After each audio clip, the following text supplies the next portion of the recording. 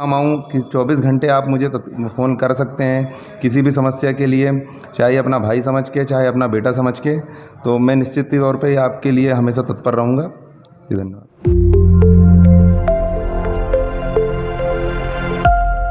साथियों नमस्कार।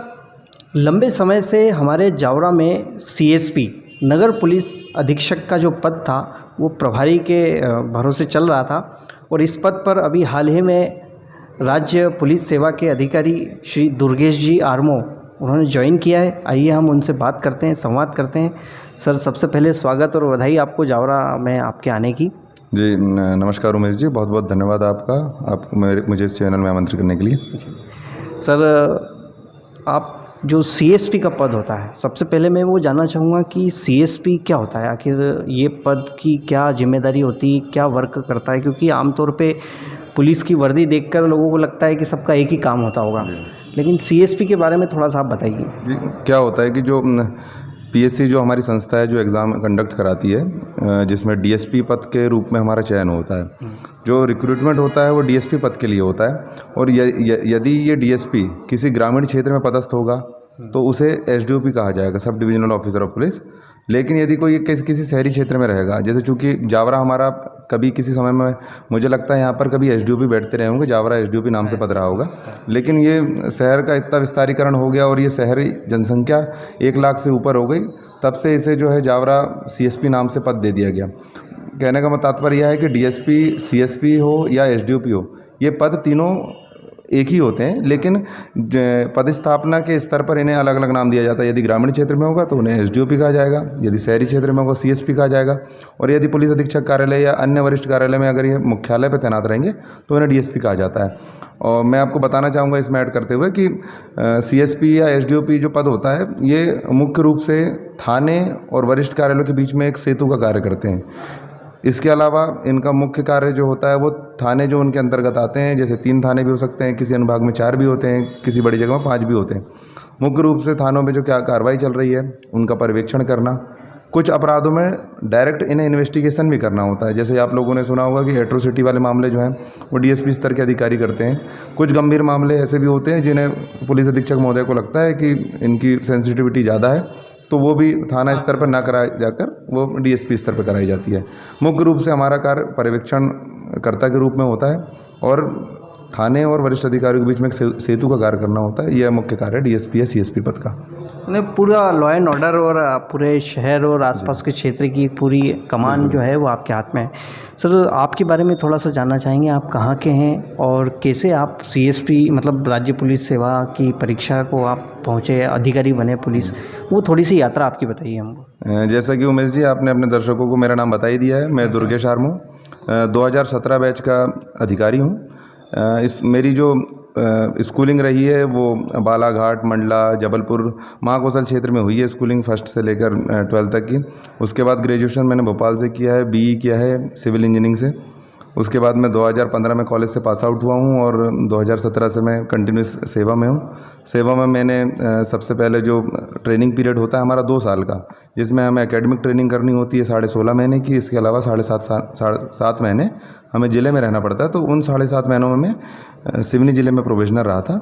उसके बाद मेरी पोस्टिंग बालाघाट ज़िले में हुई थी, जो हम सभी जानते हैं। बालाघाट पुलिस में एक विंग है हॉक फोर्स यूनिट, जो कि नक्सल उन्मूलन का काम कर रहा है मध्य प्रदेश पुलिस की तरफ से। उसमें मैं लगभग 6 महीने रहा। तत्पश्चात मेरी पोस्टिंग बालाघाट ज़िले में ही एक सब डिवीज़न है लांजी, जो कि नक्सल प्रभावित है और ट्राई जंक्शन पर बसा हुआ है, महाराष्ट्र, छत्तीसगढ़ और मध्य प्रदेश पे। तो वहाँ लगभग मैंने 3 साल सेवा दी। उसके पश्चात आपके शहर जावरा में मेरी पदस्थापना हुई है। यानी आप खतरों के खिलाड़ी कहे जा सकते हैं। जी नहीं, मेरा मानना है कि पुलिस एक बहुत चुनौतीपूर्ण सेवा तो है ही, क्योंकि इसमें निश्चित तौर पे 24 घंटे की आपको सेवा देनी होती है और हर शहर के साथ, हर जगह के साथ अपनी कुछ विशेषताएं होती है, तो साथ में चुनौतियां भी होती हैं। इसी तरह से बालाघाट में भी एक चुनौती है जो नक्सल समस्या है, 1990 से लगातार चली आ रही है अभी।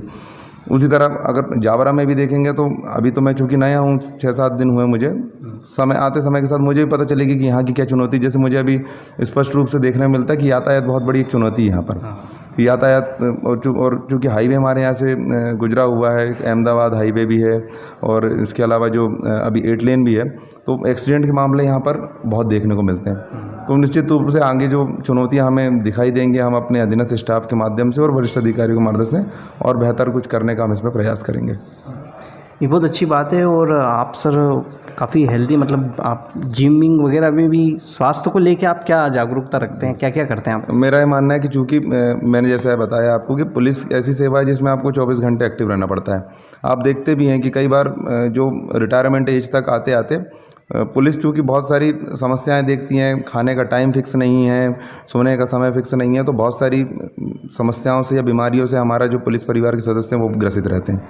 तो मुझे लगता है कि हमें दिन में कम से कम 1 घंटे या सवा घंटे हमें जो भी मिल जाता है, चाहे हम ड्यूटी के दौरान, क्योंकि इतनी ड्यूटी बढ़ गई है कि आजकल लॉ एंड ऑर्डर में कि हमें पैदल बहुत ज़्यादा चलना पड़ता है, बावजूद उसके हमें एक डेडिकेटेड समय भी निकालना चाहिए, चाहे वो वर्कआउट के माध्यम से करें, आप पैदल चल लें या मेडिटेशन कर सकते हैं, योगा कर सकते हैं, कोई ना कोई समय निकालना चाहिए। जैसे मुझे चूँकि क्रिकेट बहुत खेलना पसंद है, इसके अलावा मुझे रनिंग पसंद है, साइकिलिंग पसंद है, तो मुझे जो भी मिलता है मैं उस समय में अपने 1 घंटे में करने का प्रयास करता हूँ।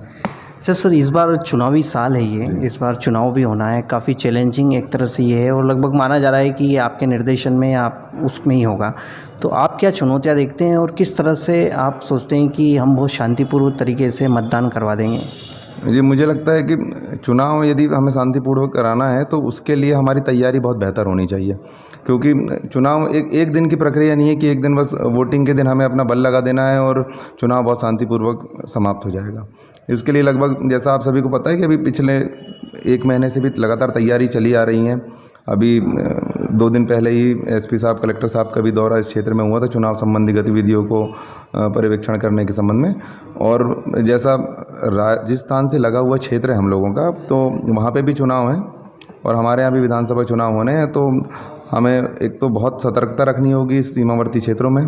उसके अलावा हम प्रयास करेंगे कि जो चुनावी जिस प्रकार के क्षेत्र में पुरानी अगर कोई घटना हो चुकी है चुनाव के संबंध में, वो घटना का आधार क्या था, किस वजह से हुई थी और उनको किस तरीके से हम रोक सकते हैं, इस संबंध में हम अपने जो स्टाफ है निचला उसको सेंसिटाइज़ करेंगे। लगातार अभी हम लोग उस संबंध में ट्रेनिंग भी कंडक्ट करा रहे हैं। अभी 2 दिन पहले ही जो है अभी सभी थाना प्रभारियों की ट्रेनिंग उज्जैन में भी हो चुकी है और अब निचले स्टाफ की भी हम लोग आने वाले समय में ट्रेनिंग लेकर उन्हें चुनाव के प्रति जागरूक करने का प्रयास करेंगे। इसके अलावा जनता से भी बहुत बड़ी हमारी अपील रहती है, क्योंकि पुलिस जनता के बिना कुछ नहीं होती है।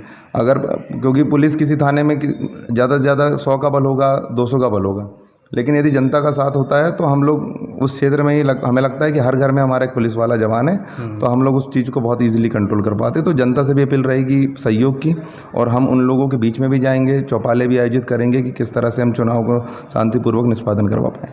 बहुत अच्छी बात है सर। और अभी आपको आए हुए 1 हफ्ते से लगभग थोड़ा समय ही हुआ है, तो जावरा के बारे में आपने क्या जाना? जावरा को आप कैसे देख रहे हैं, यहाँ जो चैलेंजेस हैं, और क्या आप जावरा को लेके क्या कहेंगे?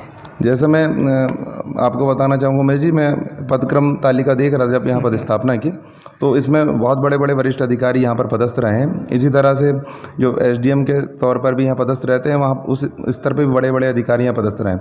निश्चित तौर पर जो हमारा मुख्यालय है भोपाल, चाहे वो पुलिस विभाग से संबंधित हो या राजस्व विभाग से, उनकी नज़र में जावरा की बहुत अहमियत है। वहाँ पे अधिकारियों को ये लगता है कि यहाँ से आदमी जो भी यहाँ पर पोस्टिंग हो रहा है वो बहुत कुछ यहाँ से सीख कर जाएगा। और मैं जब यहाँ का जावरा का इतिहास पढ़ रहा था तो बड़ा एक समृद्धशाली इतिहास रहा है जावरा का। और यहाँ जो लोग हैं, जो गंगा जमुना तहजीब कहते हैं हम लोग, उसको मानने वाले लोग हैं। बड़ा सामंजस्य लोगों में, छुटपुट घटनाएँ हर जगह होती हैं, लेकिन उन चीज़ों को ही मानकर अगर हम इस पूरे चीज़ का निर्धारण कर लेंगे तो ये गलत है। मुझे लगता है कि बहुत ही अच्छा शहर है और मुझे वाकई में पिछले 7 दिनों में यहाँ पर बहुत अच्छा लग रहा है। मैं अपने घर से वाकई में बहुत 700-800 किलोमीटर दूर हूँ, बावजूद उसके मुझे बड़ा अपनापन सा यहाँ महसूस हो रहा है। नहीं, बहुत अच्छी बात है। और इसी तरह से जावरा में आप अच्छी चीज़ों को यहाँ पे बाहर लाएंगे और सुरक्षा और जो भी पुलिस का एक काम होता है उसमें आप सफल होंगे। और बाकी और कोई आप मैसेज देना चाहें या आपकी क्या अपेक्षा है जनता से, वो भी हमें बताइए। जी, निश्चित तौर पर जावरा वाकई में बहुत एक सुंदर शहर तो है ही। मुझे लगता है कि इसे हम और सुंदर तब बना पाएंगे जब हम आपसी और भाईचारे के साथ रहें, क्योंकि आने वाले समय में भी लगातार त्यौहार हैं। अभी गणेश उत्सव है, उसके बाद नौ दुर्गा है और आगे भी हमें लगातार दिवाली या अन्य त्यौहार भी होने वाले हैं। तो जैसा कि बताया जाता है कि जावरा एक सेंसिटिव जगह है, तो हमें लगता है कि उस चीज़ को तो पुलिस ध्यान में रखती ही है, लेकिन पब्लिक यदि उस चीज़ को कहीं अगर कोई किसी के साथ आपसी मनमुटाव किसी छोटी सी चीज़ों को लेकर भी हो तो उसे बुलाकर हम एक जावरा को एक नई पहचान देने की हमें एक कोशिश करना चाहिए, और ये आपसी भाईचारे और सामंजस्य से ही संभव हो पाएगा। और यहाँ के लोगों से मेरी एक और अपील ये भी है कि यदि मैं उनके किसी भी काम आऊँ। धन्यवाद। ये बहुत अच्छी बात है। तो हमारे बीच में एक युवा अफसर जावरा को मिले हैं जो अपने आप को आपके परिवार का सदस्य बता रहे हैं। आप निश्चित ही कोई भी अपनी बात है वो सर से कर सकते हैं। तो सर आगे भी हम आपसे संवाद करते रहेंगे, निश्चित ही ऐसे मौके आएंगे जब आपसे हम संवाद करेंगे। तो आज जो आपने समय दिया उसके लिए बहुत बहुत धन्यवाद। धन्यवाद उमेश जी, बहुत बहुत धन्यवाद आपका।